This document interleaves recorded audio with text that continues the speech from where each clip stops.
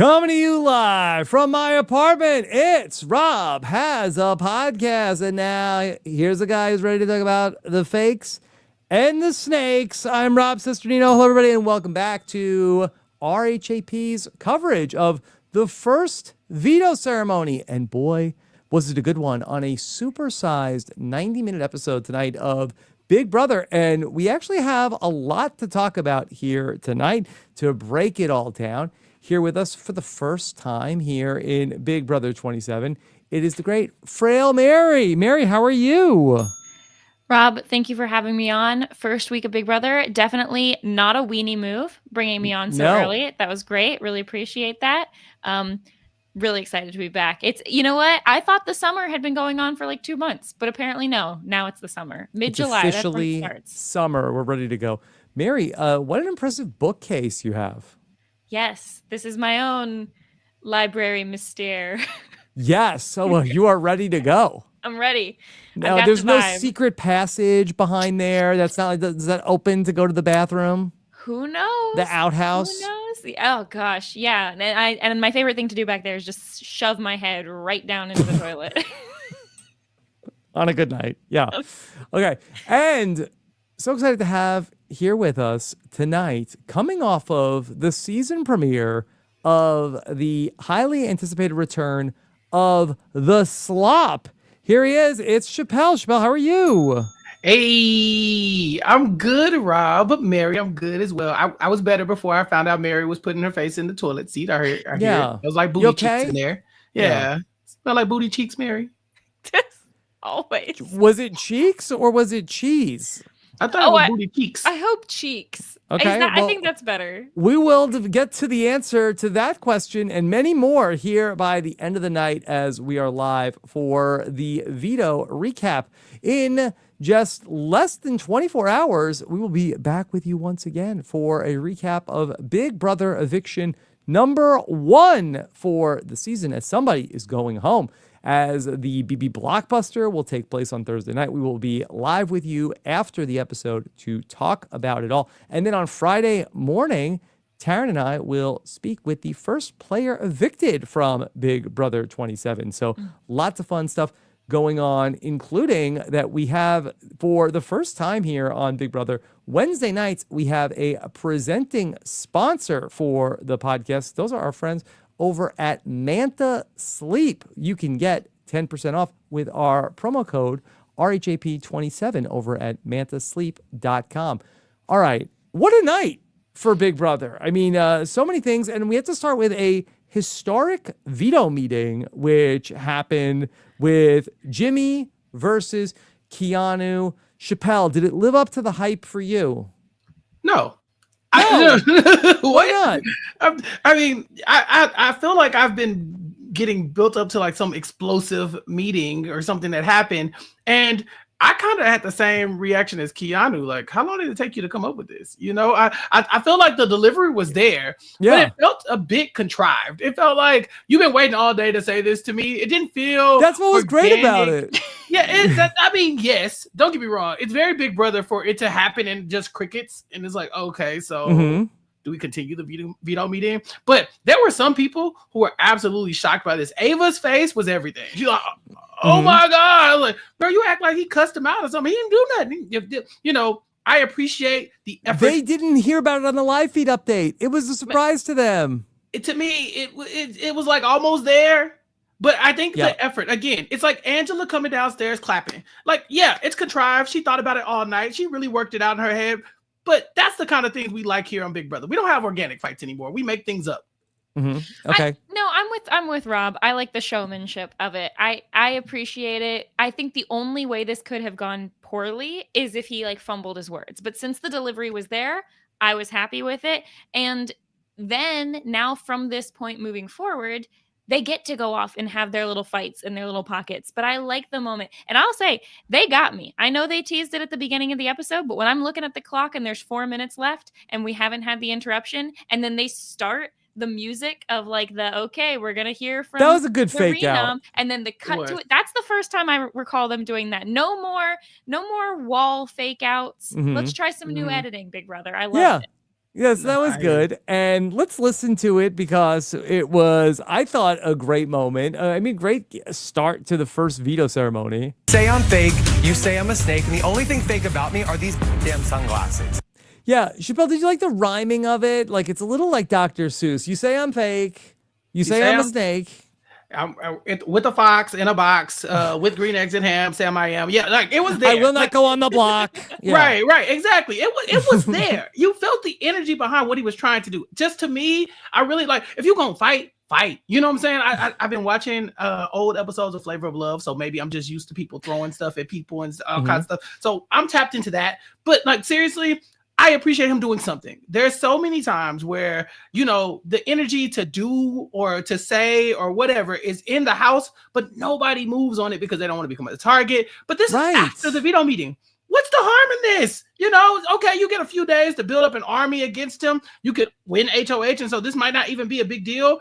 Yeah, throw down the gauntlet. Let's do it now. Yeah. Why not? Poke Why not? him. And then Keanu did have the pretty good comeback. I don't know if there's anything better you could say to Jimmy after that. How long did it take for you to come up with that? But I feel like there was a missed opportunity from Jimmy there.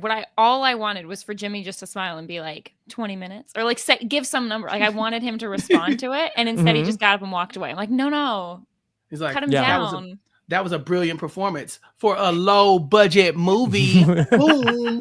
I was like, come on, Keanu. If he was a real fan, it was right there. It was right there. It was right there. It was right there. But I don't know. I was entertained by it, certainly. And especially because I thought it was a very entertaining episode. And then to have that at the cherry at the end of it, I thought was really a fun night of Big Brother.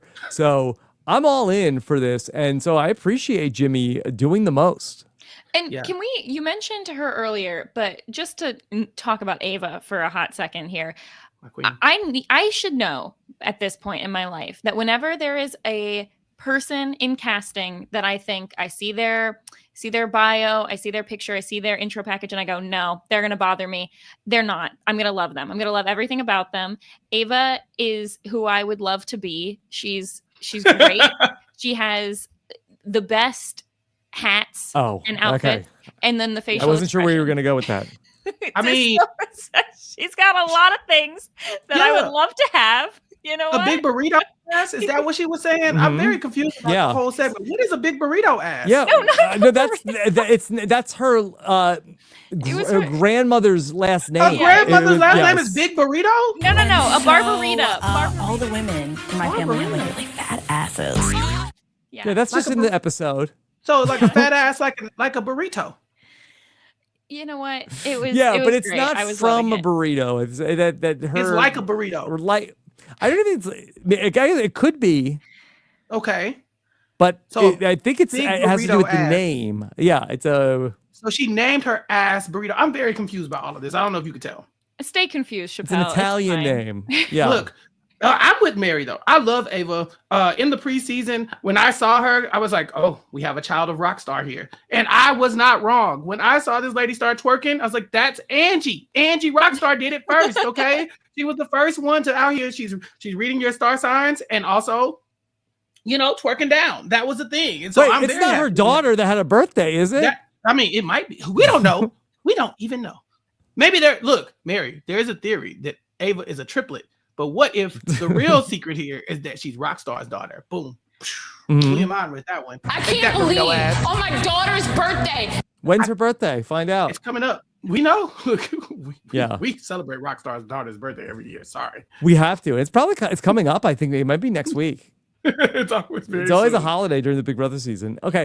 But all right, let's just talk about this. Okay. The Jimmy and Keanu fallout is so interesting because it happens in a veto ceremony where Kelly ends up being the renomination. So really, this was all just like set decoration for something that had nothing to do with what is actually happening on Thursday.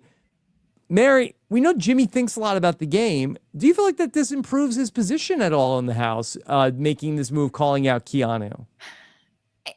Improves is such an interesting word. I think it obviously helps him for the people who are against Keanu. Jimmy is playing a game where he is the king of the castle that may or may not be 95% in his own head. Jimmy's great, loving it, but everyone sees what he's doing. I think the thing is, though, when you have people in the house, especially like Rachel, who can help tell people, like, no, Jimmy's a shield for us. Like, this is fine. Then I think it does help in that way. I think people like to know in Big Brother who is against who, and having a known enemy is almost always a good thing. Yeah. Chappell, do you feel like that Big Brother has evolved to the point where, like, typically we'd say, okay, well, Jimmy is not long for this world, too hard, too fast. But do you feel like that there's so many players that want to play passively and conservatively that people are like, oh, I want to keep Jimmy around because he's somebody who's always going to be, you know, talked about on the block, and it's somebody who could go on the block. And so I'll be able to hide more.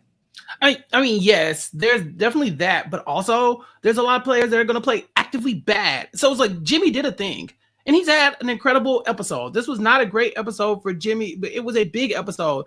But make no mistake, there are other people vying for the opportunity to go out before Jimmy. They are pushing in front of him. For sure. And let's start with Kelly. Ma'am, what are you doing? Between Kelly and Vinnie, I'm just sitting here like, I know poor Taryn. That's why he's not here today. He had to take a nap in a long shower because it was just driving him crazy. Get that manta sleep mask on, Taryn. Hey, you know the promo code RHAP27. There's a nap movement. But when you hear them saying things like, I'm volunteering to go on the block, I'm going to put my number one ally on the block, and then him looking at us in the confessional and saying, it would be so dumb to put my number one ally on the block and send her home. Then why are you doing it? Why, sir? Why? Doesn't want to make anybody else mad. Look, it's really bad what he's doing, but it's worse what Kelly did, because I think for sure you don't put your alliance member on the block unless they have first advertised it, or it's worse if they have first offered to do it. And my favorite trope of all of Big Brother players is the person who comes in the house and so confidently talks about doing something for the first time, making Big Brother history itself, having no knowledge of what Big Brother history is and whether or not the thing they're doing has ever been done before. Yeah. So great job, Kelly, for knocking that out within the first 48 hours of the game. Yeah, it's terrible. It's really bad. It's bad. Yeah. And also Kelly, high likelihood of going home. So yeah. Be fun. Be a fun first boot. It would be a great first boot, but at the same time, you want the messy people still in the house. Jimmy does say that there are no such things as dream jobs. We don't dream of labor, and I support that. But honestly, to be the person who is on production going, you're gonna make history, kid. You're gonna be the first one in the Big Brother house to ever do a thing like that. That's the job for me, to be in casting, being like, I think you're going to do some things first that nobody has ever done. They're like, okay, what if I volunteered to go on the block? Yeah, that's the one. That's going to break them. Week one, yeah, that'll be great. No. Not since Tucker have we seen somebody so gutsy. Go for it, kid. That person has the best job in the world because it works every season. So Kelly is in the HOH room and she's talking with Vince about it. And Vince is very seemingly upset about that. They have this great relationship and nobody will ever see this coming. And that is an opportunity for Kelly to be able to prove herself to Vince. And Vince talks about the move and he talks about it like this. I feel like it's such a high risk, but it's also such a high reward. No. Remind me, what's the reward? No. What is the high reward? The reward is that he doesn't have to put anyone else up. That's the reward. Actually, a very high risk, extremely low reward move. Yeah. Maybe nobody be mad at me next time. If I put up my best friend, then they won't even know that I played the game. And then what? Then nobody will be mad at me. That's the best reward. It's not about winning Big Brother. It's about, is anybody mad at me at the end of the day? That's really what matters. Yeah, the high reward could be the friends we made along the way. He loves that. And look, I know that Taryn has talked about this ad nauseum this week, but in case you're not listening to the live feed updates, give it a plug. 11 a.m. every morning. 11 a.m. live feed updates. What are you doing? RHAP. You never put up the person who you're working with, and this whole stink on, this is why you shouldn't be the first HOH. No. Vince is playing this all wrong. It's great to be the first HOH. You have a matter of days of knowledge of people in order to put them up. So it's not even like but we've been working together for 4 weeks, 5 weeks. No, Vince, just put someone else up. Yeah. There's tons of other choices. You'll No never one's gonna have care. more options. You'll never This is have more literally options, the and you'll most. never have less bad blood. Just put them up. Now is the one time that you have power to get someone out that would be good for you. You know who would not be good to get out? A person who is saying they're your best friend, not them. You have a final 2 with them, you have an allegiance, you have a pact, all these things, and yet here you are trying to put this person out of the game, basically, so that you don't make any more enemies. There is a very funny moment Vinnie has. He gets really upset when he finds out that Jimmy thinks that he's running this HOH, and Jimmy is like, "Oh yeah, you think you're the puppet master? You think I'm just playing the game for you? Well, maybe I should put you on the block, Jimmy." I was like, "Boy, shut up! You're not going to do that. Get out of here, boy! You ain't finna do that. Yeah. Stop it. Cut it It's out." like some diary room courage, they call Right. that. Right. It reminded me, Cody Calafiore used to do this all the time in his season. He's like, "I'm gonna put that kid on the block." I was like, "Okay, that kid, sure you are." He did nothing. He never did anything. He went to the end with his final 2 and lost. But yeah, sure. This guy, Vinny, I'm sure there's a backbone there somewhere. He just hasn't found it yet. But I'm gonna keep my fingers crossed. Yeah. And for Kelly, really, her entire story has just been on the show. She came in, she said Amy was loud, and then all we've seen is, I should go on the block. She's had no other story whatsoever on the show. She has, besides being kind of liked by some people and having people in Vince's alliance go up to him and tell him, no, this is a bad move for you specifically. Like, I'll vote Kelly out. That's fine. I have no plans on keeping her. But for you, Vince, why are you doing this? And I know it's come up on the live feed update that comparing like Vince and Daniel Durston, like there is some overlap there. And he too had like a day one bestie in, was it Nicole was her name? Yeah, he got her eliminated. This is like they had like a final 2 on like day 1 or day 2, and I don't know, something about this kind of guy is like very much like, okay, I found my person, and she's like, I found Vince. And he's going to be the one to send me home. You don't volunteer to go on the block, and this is why. I think the show really did her a great service in not showing all the people in the house saying, we will vote her out if you put her up, because they could have made Vinny look even dumber.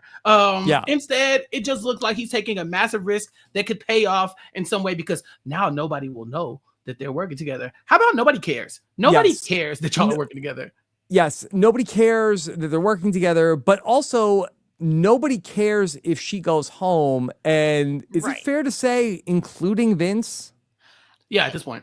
Yeah, at where we're at now, I think initially he was a little bit like, "Oh, I'm gonna look so dumb. I'm gonna do it anyway." But that's a him thing. He's like, I'll look dumb. He's not concerned that, I'm also going to like take out this person's person's dream, maybe to be on Big Brother. It's week 1. They're not like a threatening pair, and I think Kelly missed the whole, like, the cliche is you're on the block. You're enemies with the HOH, so you make a deal with them saying, keep me, no one would suspect we're working together. That's the cliche move. The move is not, we're already good, I'm safe, put me on the block, because then people won't know we're working together. What is this? This is a bunch of nonsense. I don't like it. Not happy. Also, as for a bunch of nonsense, was the key to why we have a 90-minute episode because we needed a scene of Vince telling Kelly that she had something on her face.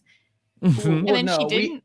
We needed to see Adrian fighting with the washer and dryer. That's why we have 90 minutes. Mary. That was I actually really enjoyed that part. It's the only thing you learned about entire Adrian conversation that Adrian had with the washing machine. Only my screen time theory for Adrian tonight. My theory is that Vince had a backbone. And then he messed up and he put the wrong person on the block. He put Ashley up there. And when she did a number on him, and I honestly, I relate to this so much. Please do not cry in front of me. I will give you whatever you want. I am such a sucker for tears because you gotta stop crying.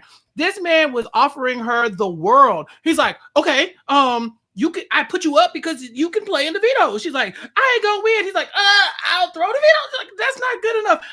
what if I'm HOH and like you can win HOH? She's like, yeah. He's like, and then you can put me up. She's, I will. Okay. I am going to do that. And she's like, you should. I was like, Vinnie, I get it. I get it. The girl, she toppled him in that moment, and I just don't think he was able to recover from that moment on. Once he saw somebody actually get upset with him, he just cannot fathom the idea of that happening again. And so, if Kelly's upset, she's going home anyway. So yeah, I don't care. Well, I'd like to come back to Ashley and just finish on Kelly. And it seemed like at the end of the episode, after she ended up going on the block, she also seemed to like have a little bit of like buyer's remorse. I know I volunteered to be a pawn, but apparently pawns go home. This seems to be new information. Wait, apparently, pawns go home? Apparently, it seems like that there is a way that this could have been a huge mistake. Yeah, Zay checked ChatGPT before coming in the house, and apparently ChatGPT told him that pawns go home. I don't know why he was waiting for me to tell him. To be fair to Kelly, this notion that pawns go home has only been around for 24 years, so it's like still kind of fresh, new information. It's like still a thing that's kind of hitting the ether, you know. Mary, if I'm not mistaken, it happened the very first time a pawn was able to go home.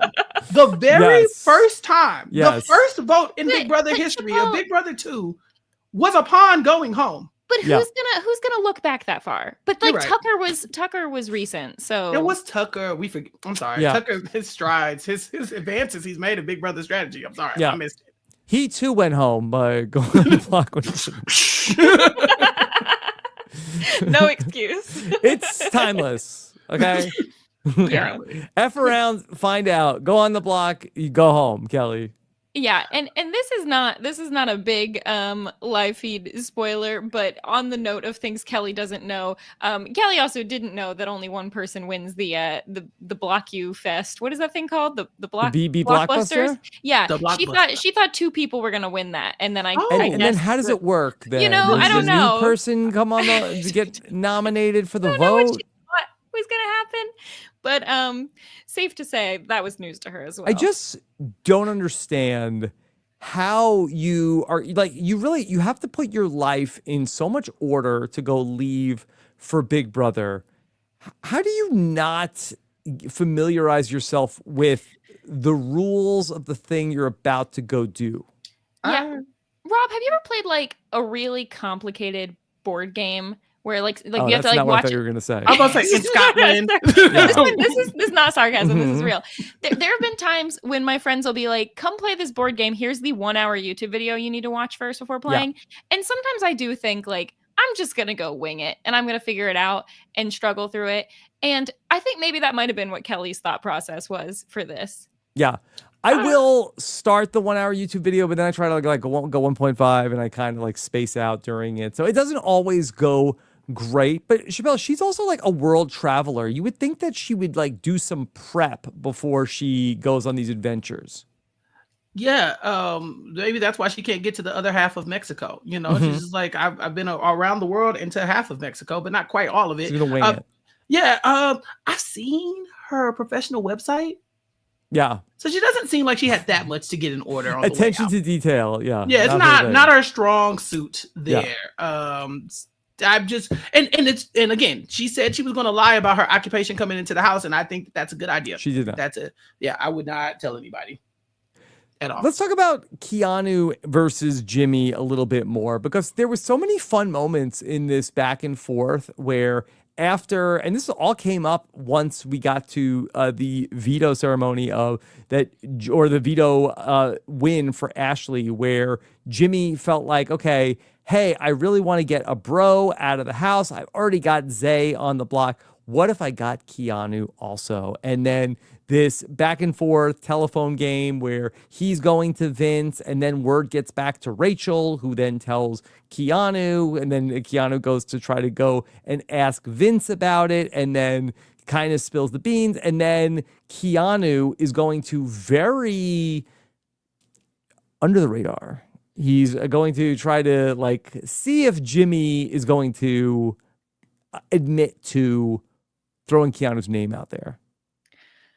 There is nothing at all more intense than someone trying to trick you into admitting something while saying, let me put you in let me do one of these moves. Let me put my arm around you. He's doing like the Grease, like sneeze, reach around move. You know what I'm talking about? Yeah. He's doing that. And then in that same moment being like, oh no, this is fine. You would never do that, right? What? Are you talking about me? No. If I was talking about you, I would be like this. It's already scary. It's already scary being that close to someone, anyone. I don't want to be close to anybody. Yeah. When Keanu puts his arm around him, what a great moment that the show really edited Chappell to be like that. He was like Don Corleone. Yes. A very Godfather moment. It was him saying like, oh, well, I don't think you did that, because if I did, I would probably wrap my arm around you and put you in really close and get our faces right next to each other. And then I would say to your face that I don't think that was a good idea. Could you imagine how that feels? And Jimmy's like, no, you know what? I feel good about this conversation. How? Keanu's basically grabbed you and said, I know it's you. Because I feel like that's because he was speaking Jimmy's language, and that's how Jimmy would do it too. Yeah. This point blank, like the easiest admission of guilt ever. Like he just comes over him, just like sits next to him. And the whole time he's like, man, it would be crazy if it found out that got back to me from somebody else, because whoever that is would probably have an enemy in me in life, you know, like forever. Like I'm not saying that you did that per se, right. But if it ever got back to me that it was you, which of course it wouldn't be you, but if it was, you know, we'd have a problem. And Jimmy is telling us the whole time, I thought the conversation went amazing. I don't know. Yeah. I'm getting great insight into Keanu as a dungeon master here. Okay, what are you seeing, Mary? Either one. You know, either way. Like, I feel like it works no matter what kind of dungeon master you are. Yeah. Now, would you, as an avid D&D person, would you like to go play in a game that Keanu was hosting? That would be great. I think that'd be great. Yeah, I think Keanu clearly has... He might not let you leave, Mary. but you know what? There would be worse dungeons to be locked up in. Whoa! What are you saying, Mary? Mary said, "Lock me up, lock me up for being real, y'all." I'm sorry. Look, okay, Mary. I feel like the best kind of dungeon masters in D&D are the kind that really, really commit to their character, and I feel like that's what Keanu's showing here. You know, I want to see someone who's going to show up in costume, do little voices. I think it's great. Yeah, he definitely does the voices. He hasn't been in a costume yet. Yeah, there's time. He's not on the block this week. There is plenty of time for punishments in the future. Yes. Okay. Punishments do happen in the dungeon also. Mary, I've just learned so much. Like, what are we talking about here? Okay. What type of dungeon master is this guy? Okay. Yeah.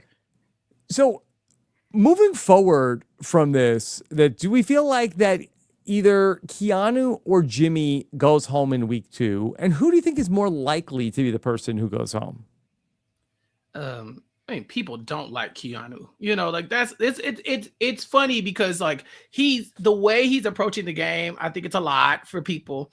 I think that he's kind of overbearing. Whereas like Jimmy starts hot, and I think he's now ingratiated himself a lot. I think that people like Rachel are going to want this fight to continue for a while. It sounds like Vinnie is into it as well to try to keep these two battering rams going at it. But I definitely think that Jimmy's more game savvy. Keanu doesn't know what he's doing in the house. So he's really relying on people wanting to use him as a pawn right now and use him as a piece in their Dungeons and Dragons game. Yeah, people, sure. But people like Rachel are like, no, I don't want him to go yet. And that's why he's around, because that's it. It's not that he's bringing something to the table, that he's locked into a bunch of alliances. It's really coming down to people being like, how much do I hate Kelly? Okay. Well, do I like Jimmy?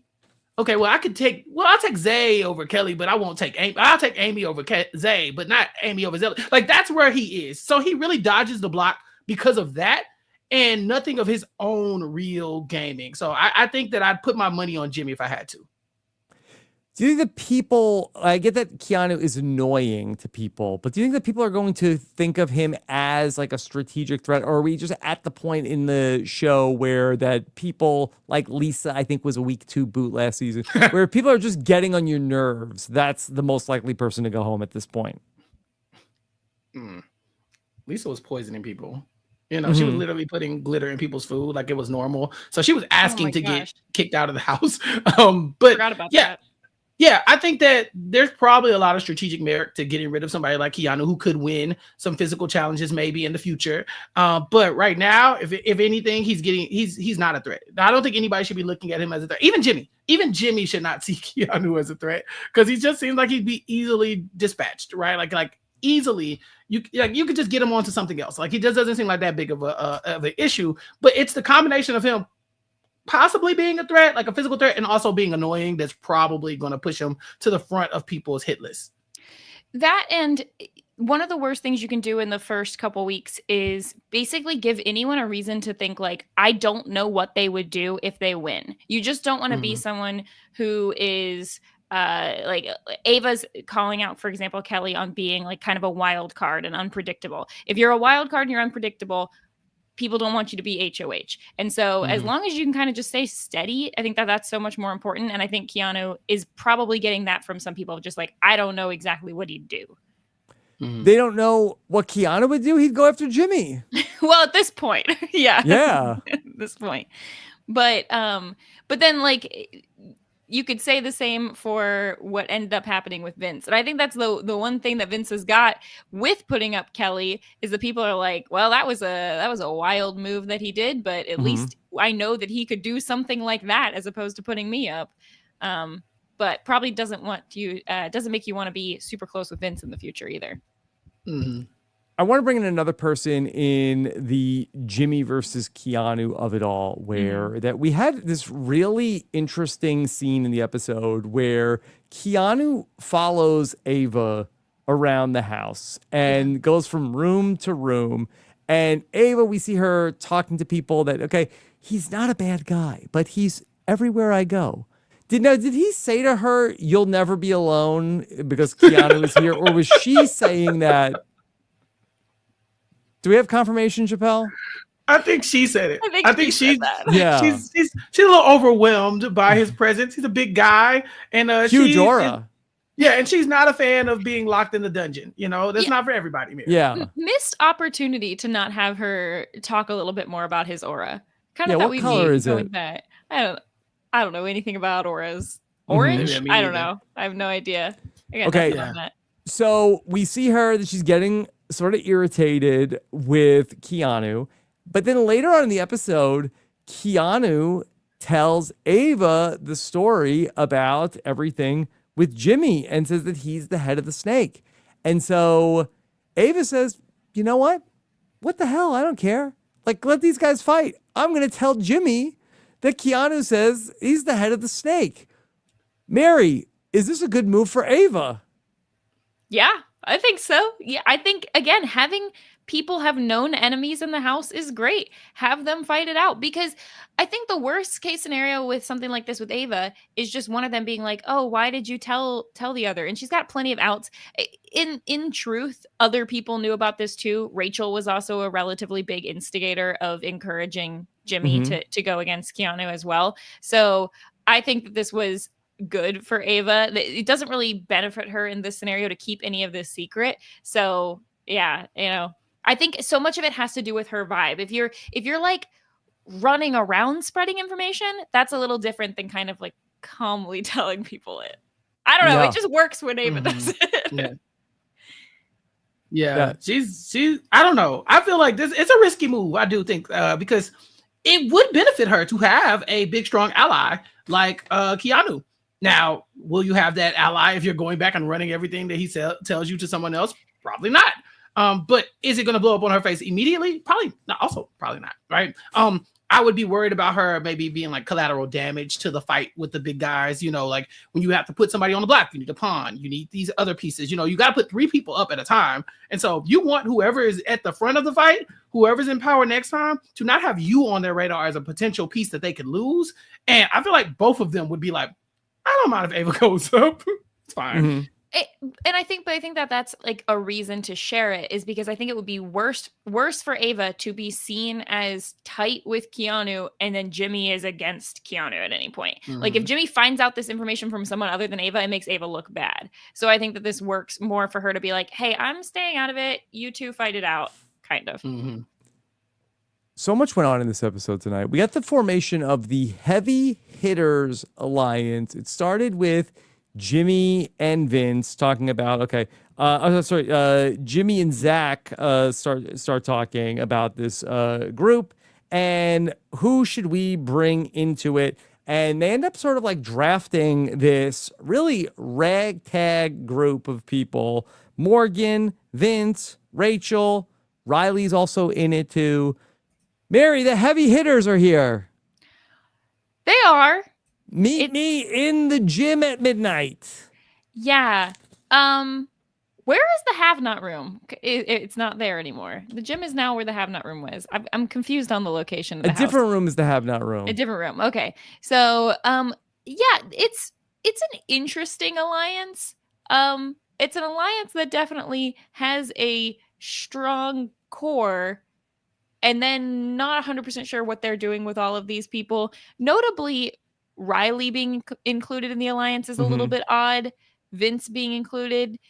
There's pros, there's cons. He's currently the HOH, but there's been many a times when an alliance happens on someone's HOH and all of a sudden a week or two later, the alliance still exists, just minus that first HOH person. So I think it's interesting. Also, notably, after the previous 2 episodes where Jimmy was a little bit anti-Rachel, Jimmy including Rachel in this alliance. Yeah. I mean, one thing we've seen about Jimmy is, Chappell, he has the ability to change his mind. That is his prerogative, to reverse course on things. Oh yeah, he gonna lie. Yeah, Jimmy gonna tell us one thing and do something completely different every time and just expect us to get along with it. And honestly, I don't hate that. It is your game. The thing is moving. It's always moving. It's always changing. You could say something in a moment and reevaluate it later on and say, okay, maybe that wasn't the smartest thing. I think declaring war against Rachel Riley is crazy. Like, you don't do that. If America has a vote for anything, we're voting for Rachel to get it. So you might as well just go ahead and get on board with that. All right, let me work alongside her, or whatever the case may be. And I think that honestly, how many times her sister won the MVP? I was voting. So yes, I do. I even know the time we screwed it up and she got put on the block.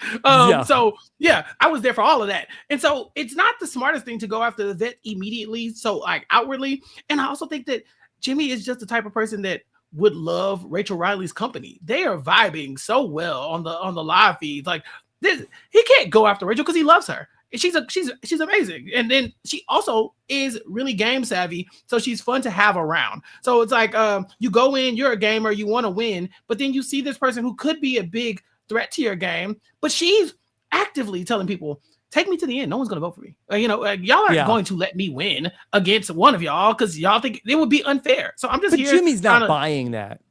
I don't know. He says he'll keep her around as long as it suits him. But after a while, Rachel Riley might start winning challenges. And that's why she's included in this alliance of heavy hitters. These are supposed to be the challenge people. And Rachel has the game savvy that they're going to need as well.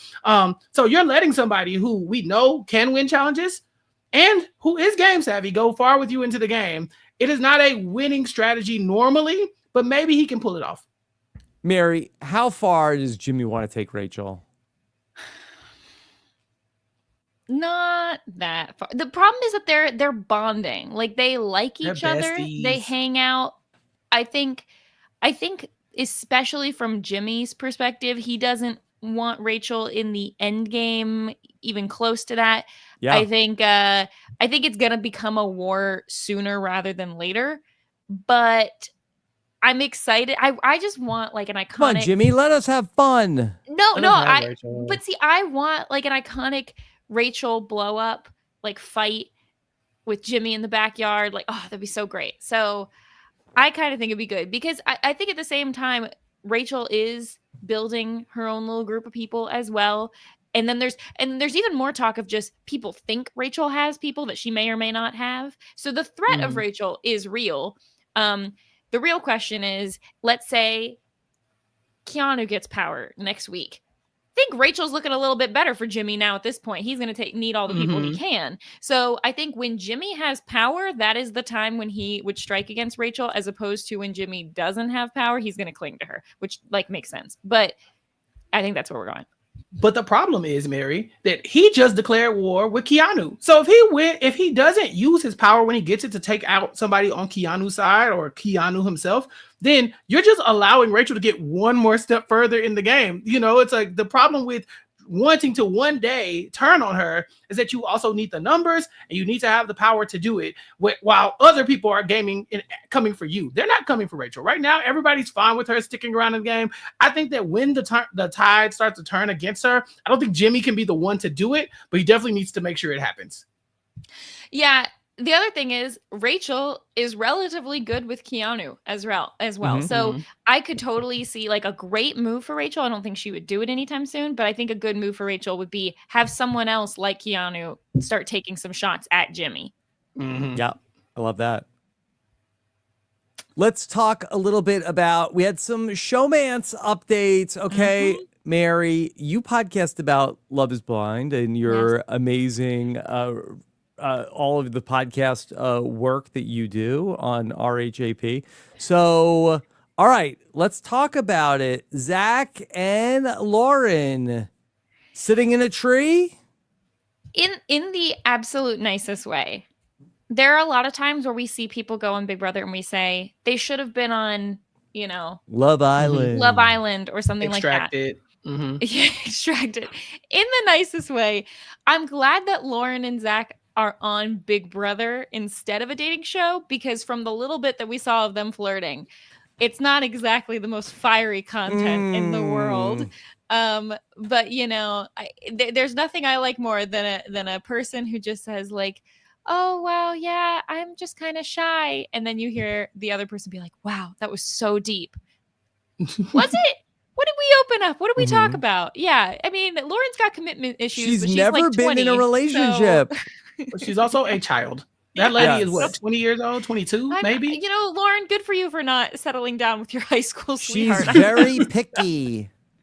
Yeah, and you should be, right? You should be. So I think so is Zach.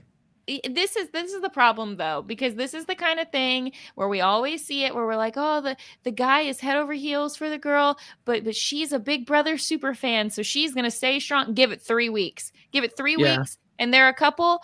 Otherwise, if one of them goes early, we're going to find out after the season. Actually, no, Lauren liked him all along. So we'll see. We'll see what happens. I hope that Lauren does stick to her guns, but we'll see what happens. Mary, she's exactly his type.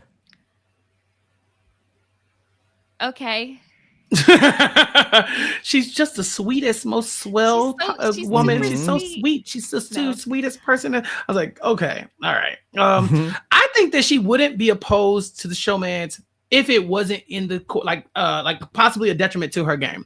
I think that she could have easily been like, I'm not attracted to him. I don't like him. But the confessional we got was, you know, I think we're going to be friends for now. And I think that that's leaving a lot more doors open for a showmance than we've seen in the past. And we've seen showmances come from just nothing. Okay. I'm looking at Taylor in the chat, you know, so I'm just saying sometimes the crazier things have happened. Yeah. Okay. So we'll keep an eye out for Zach and Lauren, but then all of a sudden another potential showmance popped up as we saw Riley talking with Catherine, and he tells us, I enjoy the presence of Catherine. Whenever I'm around her, I just can't stop looking at her for some reason, and she just makes my heart like just start racing. I told my mom no showmances, but I didn't tell my mom that I wouldn't have a little crush. Yeah. Now, Chappell and I talked yesterday on the slop about some of Riley's pre-showmances, and boy, this guy really is one-track mind, Chappell. He is in here trying to have a baby. I said it. Yep, I said it. The man loves children. He loves bringing them into this world and allowing them to frolic, and he's now looking for his next partner. And maybe that is Which one did he pick this time? Catherine. Was it Morgan? It was Catherine. Maybe it was Catherine. Maybe that's the one. Who we notably heard nothing from in terms of him. Talking to Riley. Yeah. It's just her staring into space. They don't even get a confessional from her. Well, Mary, you wonder what her response might have been to Riley's advances. I believe that she said in her introduction package that I think that she was aggressively feminist? Was that what the quote? Something like that, or yeah. You think that she's in a confessional like Riley? Oh my God, he's exactly my type. Look, they tried to. I'm shy. I have commitment, but he is exactly my type. They tried to connect these two scenes, being like, these are the showman scenes. No. The first scene was about Zach crushing on Lauren. The second scene was about Rachel Riley playing matchmaker. Okay. Well, this is, I think, an interesting point to discuss because Rachel's like, I love love. I want there to be showmances. But Mary, is this actually... the reverse? It's the reverse Boston Rob. Reverse Boston Rob. But is this a good move from Rachel? Like, should Rachel want to be in a house filled with showmances as a person not in a showmance? It's good for Rachel to be in a house where people's have bigger problems than dealing with Rachel. Mm-hmm. So if everyone is running around and falling in love and falling out of love and worrying about that, and Rachel gets to be like the mom / bigger older sister like role, I think that's good. If the whole house couples up, that's bad. But I think if Rachel can sit back with a few other people and be like, haha, look at these little children running around, I think that is good. That is like one possible outcome, a house where, and we've seen this before, where people are like lovesick and like, oh, does he like me? Does he not like me? But I think that, and far be it from me to say that Rachel might be going in the wrong direction with this, but I actually don't think that this behooves Rachel for there to be these showmances in the house, because those are such tight alliance blocks, especially one, and I don't know if Rachel has a like real hook into Lauren, but for there to be a pair in Zach and Lauren that would be completely outside of her purview, and Riley and Kat, if they got together, I think that Rachel is like taking the wrong lesson away from Big Brother 12, where yes, she and Brendan were a distraction for the house while the brigade was doing all of their backroom dealings and really controlling everything. But it wasn't necessarily that it was that specific showmance like really got under their skin. I don't think that in these other seasons where other players have like the showmance benefits often from being a showmance. It's not like that we see in so many other seasons that somebody does well because there was a showmance in the house. See, I don't know, Rob. I kind of disagree with you. I think there are lessons to learn from a lot of seasons where there's a showmance, but the showmance has a third. The third person who was out here putting out fires for the showmance, I could go down the list. I mean, like Andy Herron. There was a moment where Davon was offered that spot with Nicole and whichever, Corey. Whatever his name was. Sure. I was like, one of them Texas A&M clones. But yeah, like she was offered that spot and turned it down. And we were like, what are you doing? Because when these showmances need the numbers, they need a person. And they're not going to go to another couple because the couples are going to be fighting. You want to be that third person. If it comes down to the final three, they're both like, we're going to take Rachel each other over that third person with Riley and Kat? If she's the matchmaker, she like, can be. If she's like the therapist, matchmaker, older sister, I think that works. And I think there's ways this could be good. It creates threats. It could have turmoil. Now, this is probably too big brain, but it's also possible. Let's just pretend for a second that Catherine has gone to Rachel and said that she's not into Riley. Behooves Rachel to be like, yeah, Riley, go after her. Yeah, do it. That'll work. You know what you should do? Harass that lady. No, I should crash and burn. I think that would be funny. I don't know. It's like, I see what you're saying, Rob, but I think that there are ways where this could work in Big Brother, especially from the standpoint of Rachel looking at people being like, these are not the gamers that are going to be doing this. If you see two game-minded people who are bonding over their gamerness, that would be more scary. Mm-hmm. Right.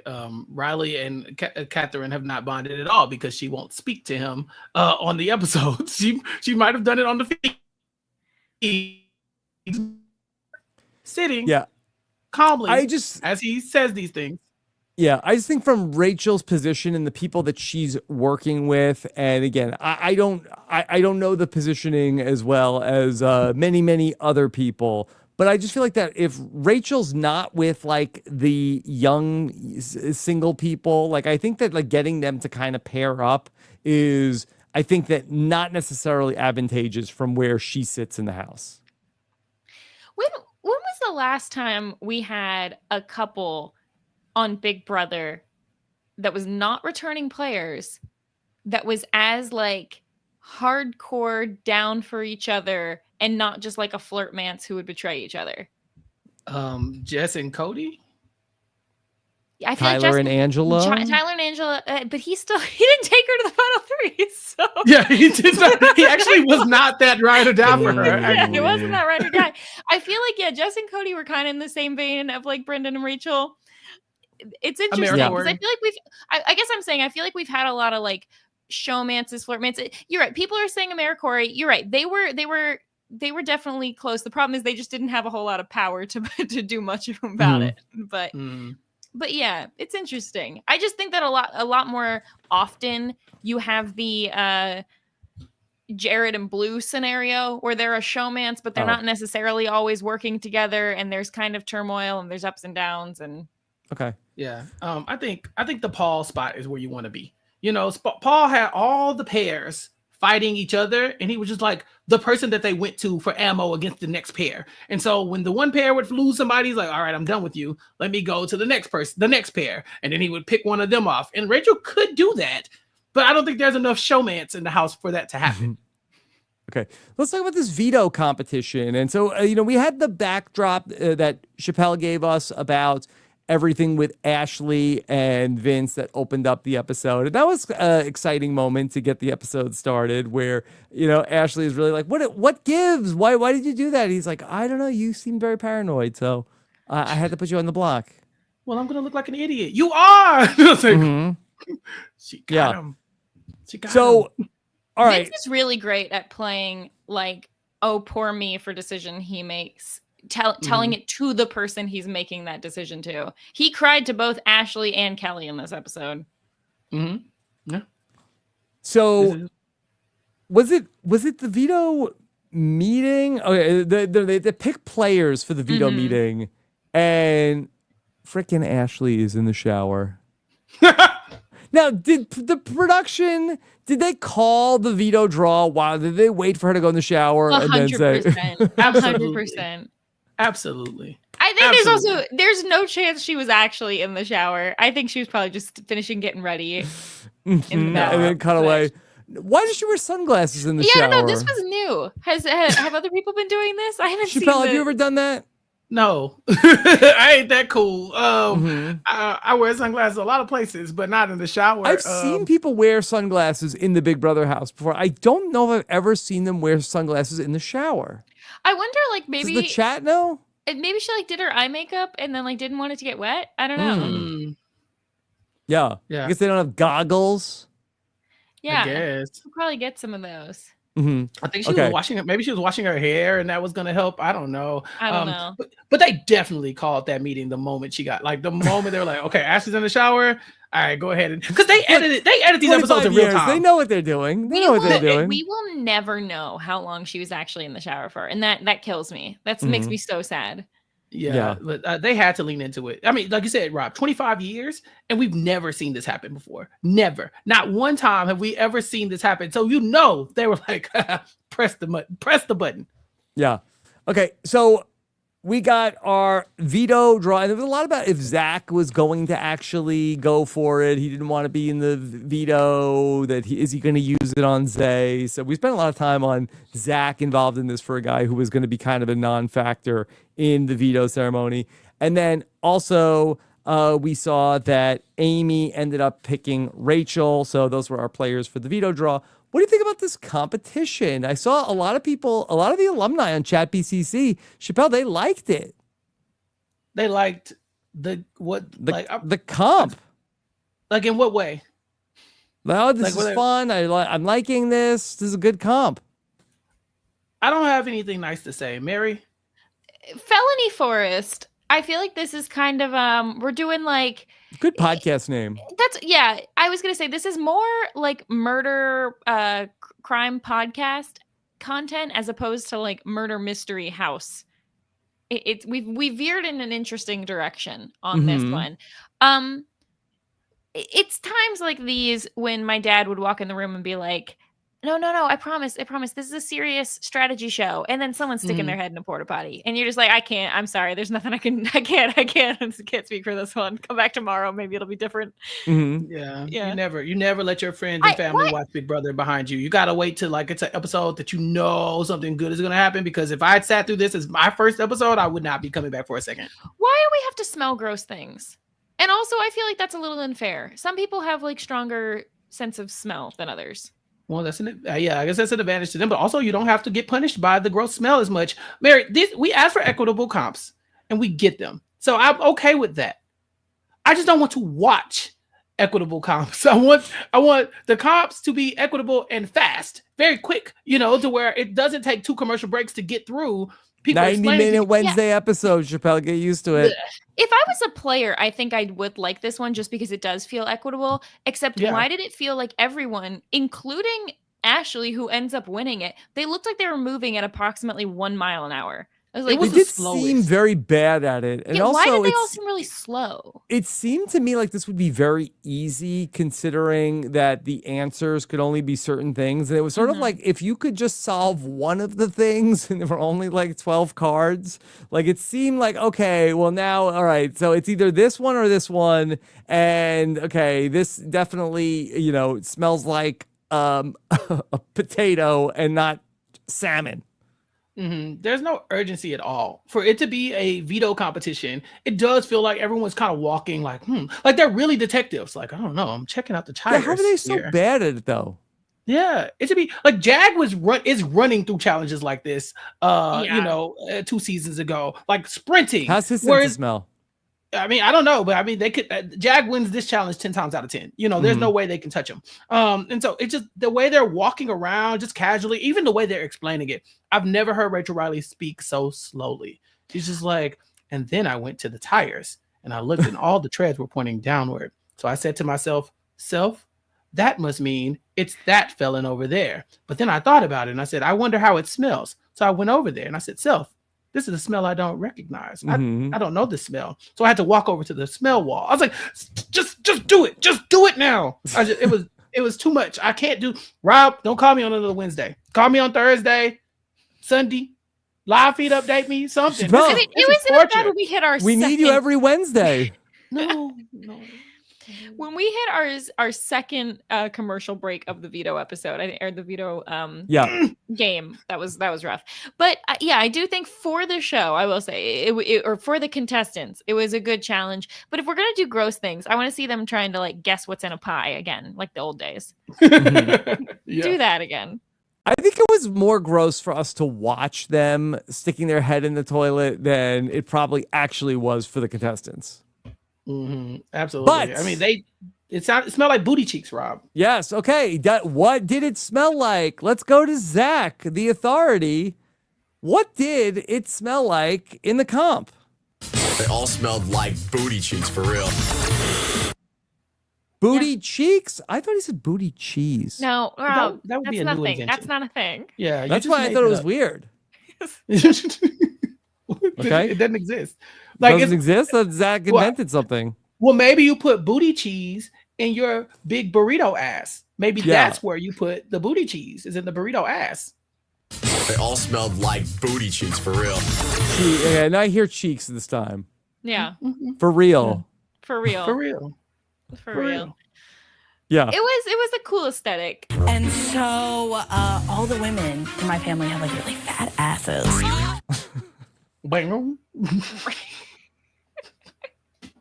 That got everybody twerking. This is what we get when we get 90 Was that foreshadowing? to the booty cheeks. Oh wow, it just hit me. Yeah, okay, 90-minute episodes. I see you. Connect the dots. Yeah. Okay. So finally, Ashley wins the power of veto, and Vince throws a fit. Like at the competition, he is big mad. he had to nominate a fourth person, Mary. You know what? It's so sad. You know, he's got his best friend has agreed to go up. I loved him throwing the little clipboard or whatever it was in the competition when he found out that Ashley won.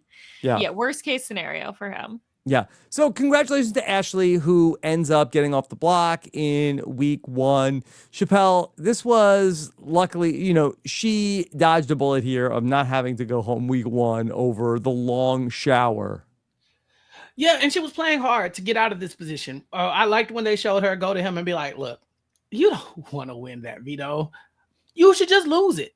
Lose it, and then I'll win the veto. And what she doesn't realize is that she's telling him, and then you'll have to nominate somebody else, and then that person could get mad at you, and then everything's gonna go. Like, he's like, no. He's not gonna listen to her. But she tried. I like that she attempted to do something. Since then, she is an active player. Yeah, I just don't know if it's good active or bad active, but at least she's doing something. Yeah, Ashley really hasn't gotten much outside of, you know, there was the shower and then really her win in the veto. But other than that, we haven't seen too much of what she's doing game-wise. Mary, where do we think Ashley's game goes from here? Ashley is kind of all over the place a little bit. I'll get to it more when we get to live feeds, but there are definitely some divides starting in the house, and Ashley is not as locked in with everyone as some of the other groups are. So I think Ashley really needs a place to land, and even though it's only week 1, now that Ashley's safe, this is the time to find somewhere to pop in, and instead she's kind of like a little bit non-committal. So I don't think that's great. Okay. All right. That's a good segue to talk about what's going on from the live feeds. Anything else from the episode proper that we want to highlight? Any other fun moments from tonight? I did appreciate Amy calling him a weenie. And Ashley talking about his his sneaky little mustache on top of his nasty face. Just because I know that of all the things that are going to annoy Vinnie, it's going to be knowing that they said these things about him, because his entire identity is, please don't have these people mad at me. Well, guess what? They're not happy. So I am enjoying the dichotomy of that. Yeah. Mary, anything else about Adrian versus the washing machine? Yeah, I mean, it was adorable. I really appreciated it. And you know what? Technology, it's getting too confusing. Everything is AI. And so I understand where he's at. I did appreciate the fact that he interpreted the cute little jingles to be the washing machine yelling at him, though. So poor sweet Adrian. You know what? If that's your only segment, it could have been a lot worse. Could have been a lot worse. Okay. All right. Before we get to talking about the live feeds, I want to thank our presenting sponsor here tonight for being a partner with us here on Wednesday nights for Big Brother. That's Manta Sleep. Manta Sleep makes an incredible sleep mask. So when you're up all night watching the live feeds, you can get some sleep in any time of day with a Manta Sleep mask. There's a pro nap movement, which I have a big proponent of. I love a good nap during the day. Yeah. Mary, you nap? All the time. Love a nap. And I do a quick nap. And so a mask is clutch during a day nap. You can't even nap at night. No. I mean, I do. That's sleep if you do it at night. Oh, yeah, sure. Yeah, that too. But look, the mask sounds amazing, Rob. And the sun is the true enemy of the nap. And that's where Manta Sleep comes in. It has in all these, it feels incredible on your face. Brandon Donlin tells me that he cannot sleep at night without a Manta Sleep mask. And this is the perfect time to get 10% off with our promo code RHAP 20 BB27. And so be sure to check it out, especially all these late nights in the summer where you're watching the live feeds, and get some naps in during the day with Manta Sleep. For the first time this season, are we ready to talk about our update from the Big Brother live feeds? Okay, are we ready? I don't think I have the buzzer, but let's go. The Office of Civil Defense has issued the following message. This is a spoiler. Warning.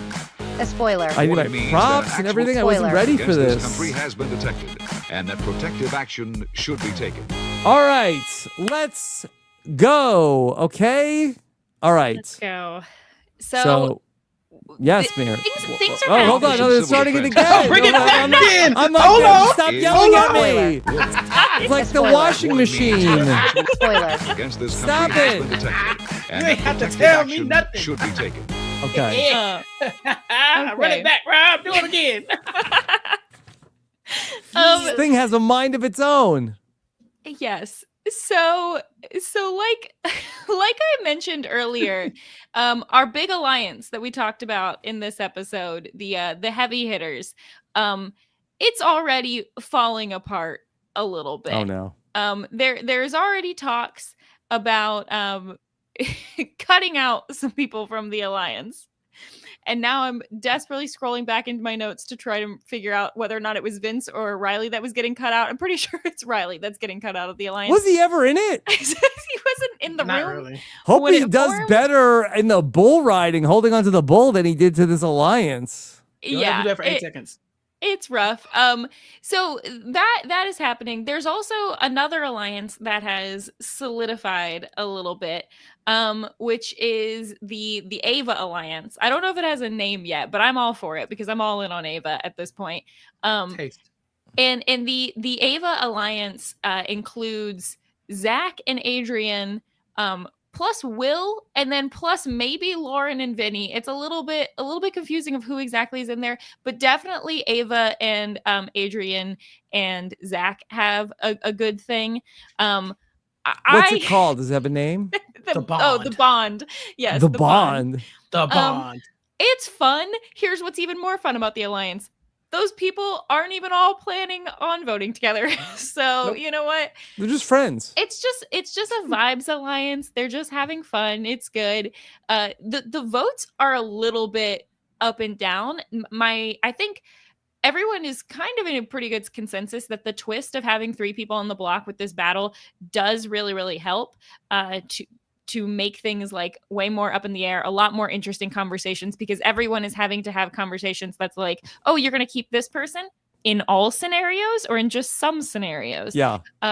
So Riley has told Amy that he's going to vote to keep her in all scenarios. And so Riley has now officially promised this to all 3 nominations. So no Hey, clue. Yeah. Somebody's gonna go home. They're not on the jury. What does it matter? Right. Lie. Listen, hold on, Mary. Are you implying that Riley makes promises to people that he has no intention to keep? And he just says things to people in the moment and then has no intention whatsoever to follow through on those promises? Yeah, it seems like a little bit of a stretch because wasn't Riley the one who was like very insistent in all of his preseason stuff about how good of a person he was? He's a great Sometimes person, according to him. There's this is old saying, if you have to declare it, a lot of times it means it's not the case. Yeah.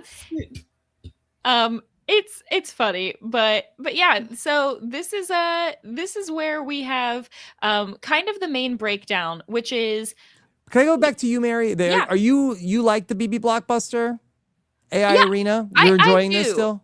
I do like it, mostly because I always hate when you're in one week and people have already decided who's going home and they're already talking about the next week. So I want to stay in this week until this week is over. And so I like the fact that it's way more difficult to make plans for the future, especially if there's a big alliance that forms. So that is what I like about it. Plus it makes every single eviction a little bit more exciting at that point. So I think it's like pretty much only positive. What about you? Do you have a I'm still into it. Chappell, you good? I'm very shocked that it took them so long to get to this. This is so good. Yeah. It's so good. It really is. Because just seeing everybody have to plan for one person's eviction versus each option. And then also when you go and when you nominate somebody for the veto, you also are nominated, like our poor Vinnie he has acknowledged, like, this is the fourth person I'm putting up. And like 3 of these people will be here, and they can all just align under the premise of they just want revenge on me, like, so you have to navigate all that stuff. I think it makes listening to the feeds a lot better and watching everybody, because you see them having to have more complex conversations, because there have been seasons where we've known who the next 4 boots were in order.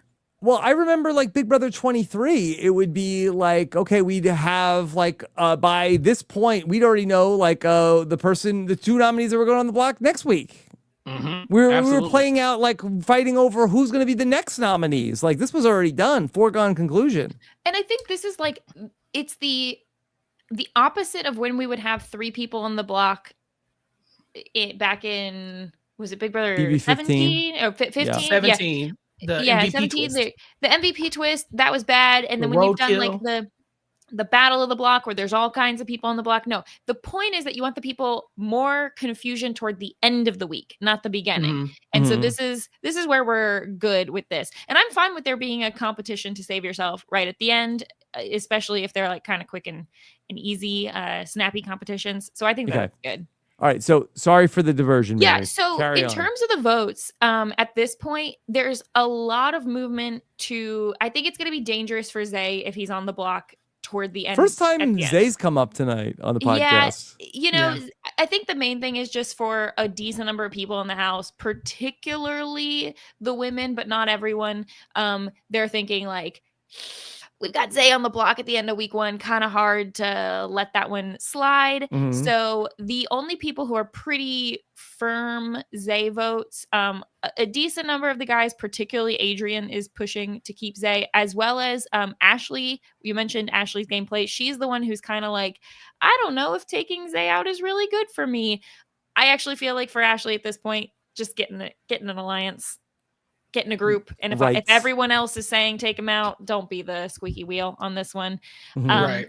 For her own sake. So basically, if Zay's on the block, it's going to be, he's going home. The interesting one is when it comes down to Kelly versus Amy.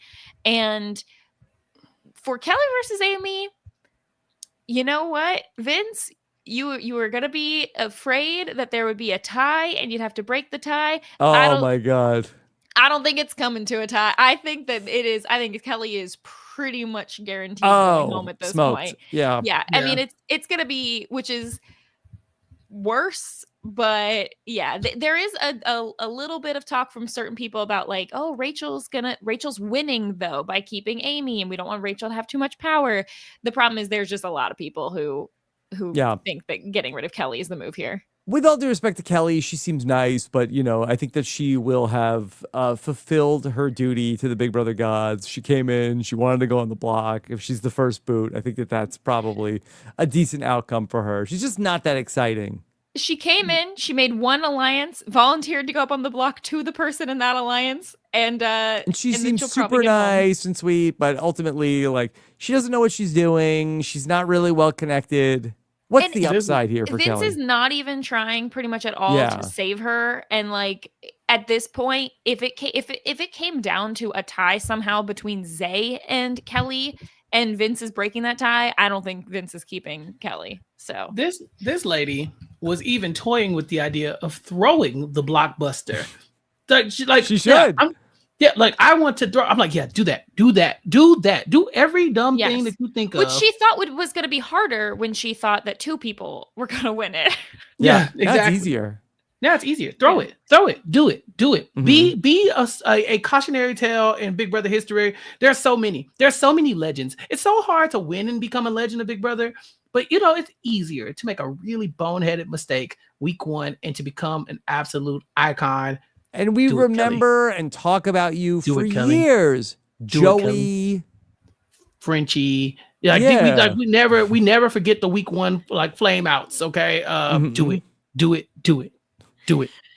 Yeah, it's good. Also, Jimmy is kind of like Jimmy's one of those people who like I've had friends before who they always kind of want to be the middle of the things, it's like if you say like, oh yeah, my boyfriend asked me out to dinner, it was so cute, and that friend's like, yeah, I told him to do that. I'm so glad. Yeah, that's kind of Jimmy. So Jimmy, a lot of times, like he's going around kind of asking people like, hey, are you gonna tell? Do you mind if I tell Rachel that you're locked in? And they're like, yeah, I already told Rachel. Yeah, okay, I'm just gonna do it just because she kind of like trusts me more and like wants to hear it from me. So he kind of wants to be the person in the middle of all that. There is another alliance that is a little bit more on the down low, which is the Triple Threat Alliance with Jimmy, Morgan, and Mickey. Mickey's being a little quiet, so I think Mickey was barely in the episode. I think she came out into the backyard and made a comment about how it smelled. I think that was it for Mickey. Yeah. Perfect spot for her. This early on with all the stuff that's going on right now, nobody is thinking about getting Mickey out of the way. She's even reeling Ashley in. She's like, Ashley, girl, let Zay go. And she's like, but I think, let's like, girl, stop thinking. Stop it. You come with me. Come with me if you want to live. And maybe Will had less screen time. He had that scene with Ava, and that's it. And it was Ava talking at him. Will, Catherine, and Mickey, real quiet. Which I think is all great places for them right now. It's not like Survivor where it's like, purple edit, but it just doesn't seem like that the production is feeling like they're very important people to us. Yes. Yep. So, and that's most of my updates. There's other things that are happening, but you're not gonna talk about the Five Guys Burgers boys. Burger Boys? You want to talk about the Burger Boys, Chappell? I don't know nothing about them. I just know that it took me way too long to realize that they just couldn't name themselves Five Guys, so they went with the Burger Boys. Yeah, we talked about the Burger Boys yesterday on the slop. Nobody told us that they wanted to be called Five Guys. Burger Boys is a better name than Five Guys. Burger Boys is a better name. Five Guys should change to Burger Boys. Yeah, exactly. Like, hey kids, you want to go to Burger Boys? Like, yeah. Like, you want to go to Five Guys? Boo! No, too many guys. At Burger Boys, they put so many fries in the bag. It's like, what? It's like, it's like it's gonna cost you $30. But I was like, oh, okay. Five Guys, that's the only time I ever eat full peanuts. Oh, because they're on the floor. They're not on the floor. They're everywhere. Those people need to sweep off more often. Off the floor. Well, yes, obviously. I'm not saying it's eating them. I'm just saying they're everywhere. Yeah. So I'm happy with the start to the season. I feel like you could have shown me this cast and I would have thought it would have gone a completely different way. So I'm happy with the way that things are shaking out. And normally I'm actually not the biggest fan of like bring back the solo vet, but with Rachel, it just seems so fun. So I'm happy that we've got it. Yeah, we're off to a great start. I mean, we're only 3 days into having the feeds back and everything, and it's been, a interesting first week. A lot of fun ways that this could go, and let's see who becomes our second HOH. Yeah, we shall see. I'm really hoping that it's somebody who will shake up some things, or that I'm hoping that these flames will get fanned a little bit more, right? Like I'm not a big fan of like, okay, now Jimmy's in charge, he's gonna take out Keanu and that's gone. Like no, let them fight a little bit. We got 3 or 4 weeks before jury.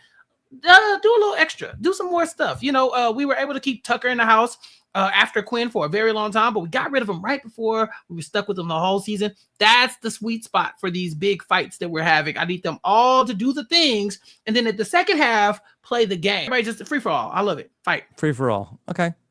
All right. Anything else on anybody's mind? BB27? Loving it. We're so back. Right. Well, fun. We're so back. Fun stuff tonight. Of course, last night, Chappell and I were back with the premiere of The Slop over on our Patreon feed. You can listen to it at robinswebsite.com/Patreon. Chappell, give me some of the highlights for you about The Slop last night. Okay, so I definitely loved breaking down the baby mama drama because that's kind of one of my love languages. I enjoyed when Sammy Leotti popped in and talked to us about how, how maybe Zay didn't actually watch any of Big Brother at all before going on the show, and Sammy did not suggest that he do that. We had so many good moments. We saw Riley rapping, Mary. Riley was rapping. That's a thing. I don't know if I need that. Yeah, that's a thing. Surprising amount of BB26 content also. A lot of Matt Hartman, a lot. It was a lot of that going on. He's got a new podcast. Yeah, he's just trying to figure it out. So I think you got to tune into The Slop. Rob, my favorite thing about this graphic is that our shirts My shirt has changed 800 times. Do you even remember what color shirt I was wearing in this original photo? I didn't know there was going to be a quiz on the color shirt. Is it a white shirt? I was wearing a gray sweater. It has now been every other shirt, including like whatever this gold tank top I think I'm wearing now. I can't really tell. If I could make a request, could I be on the other side of you? Because it looks like that your tongue is so far out of your mouth, and it looks like that you're like getting closer to licking my ear. What's the problem? I don't know if it's that kind of show. Is it I not think the it's slop? exactly that kind of show. Go back to circa the first 20 minutes of this podcast and everything I was talking about. That's a great little a segment of what kind of things you can find on the slop. Right, we call it the slop for a reason. Yeah, I guess you're making that noise. Okay. It's not All just slurp. I stand corrected. Okay. All right. So that's the slop. Check it out, robbinswebsite.com/patron. We would let everybody listen to it, but we can't. Yeah. It's really, we're really like, I checked with legal counsel and they're like, no, do not put that on the main feed. Don't do I was like, that. but I want to. Like, no, you can't. You literally can't. Okay. But what if we did? No, well, we can't. Stop Yeah. it. Okay. All right. You can hear that over on our patron feed, where you can also hear a marathon patron 5 for 5 with the First Lady of Podcasting. I'll be with Taryn on Friday for the patron Q&A. Also, we're going to be dropping some fun patron specials here and there. Brandon, Donlin, and I are going to record something over the weekend talking about some random survivors. We got a mechanism just to talk about random survivors. See what comes up over on the patron feed. And then the live feed update this is today's live feed update. Corey Wertenberger was back for a Wertenberger Wednesday today. So find out what's got Taryn looking a little exasperated. Vinnie. It's Vinnie. I didn't find, I watched the live feed update. I didn't find that was Taryn's overall vibe of talking about the boys and girls today.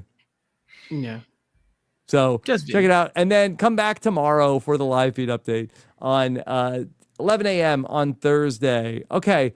Mary, Destination X, episode 8. Yeah, Destination X. What's going on here? We're in the home stretch. It's like the Hunger Games? What's happening? We spent the week off in Venice.